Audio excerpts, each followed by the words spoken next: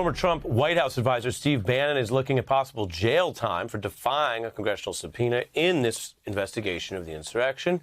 Here are some new remarks reacting to those two criminal charges. We're going on offense. We're going to get into every detail of how you guys have comported yourself as enemies of the United States of America. Okay, enemies of the United States of America. Gloves are off. Okay, we're going all in on this thing, and we got so many patriots aligned with us.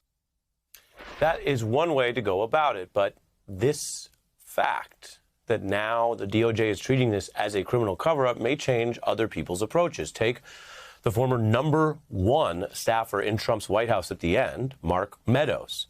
Well, the MAGA riot committee was convening today and considering also leveling criminal contempt charges for Meadows after he followed Bannon and basically also defying the push to testify. Meadows forwarding a memo to Mike Pence reportedly that detailed a full plot to try to go after the 2020 results. That's in a new book from ABC's Jonathan Karl. NBC News has not been able to verify that memo.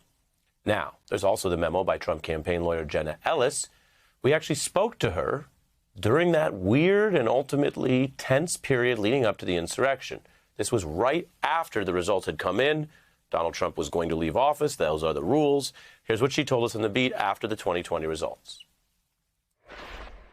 Our strategy is to make sure that we continue to challenge all of these false and fraudulent results. What is the point of all this?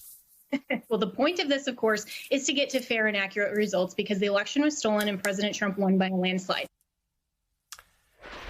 That's one of those interviews where in the moment before the violence of January 6th, people may have read it different ways. And it's not a crime to go out there and say false things. But what was the point of all of it? Well, it ultimately exploded into that violent insurrection, and the memos and the prep work and the plotting makes it look worse.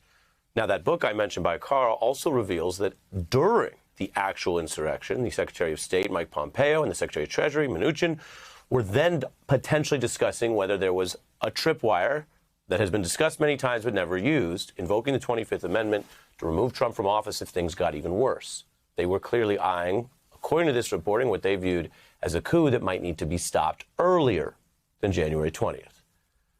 Now, how does everyone make sense of January 6th? Well, you have someone facing jail time who's fighting back. You have a committee that says it will find the facts and is bipartisan. And you have Republicans who seek those facts being attacked. The Wyoming Republican Party is now saying it no longer recognizes longtime arch-conservative Congresswoman Liz Cheney as a Republican in their view. They disavow her over her basic fact-finding in the impeachment and her concern about the insurrection. That is the issue, none other. Or take longtime Trump ally Chris Christie. Now, he's selling a book.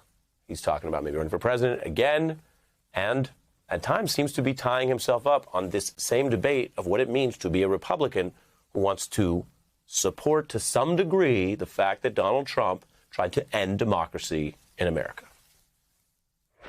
On election night, when Donald Trump stood up and said that the election was stolen, we had no evidence to prove that, that to me was just too much. Elections have to be about tomorrow, not about yesterday. Voters don't want to hear about yesterday. Donald Trump has made it pretty clear he wants to run for president again.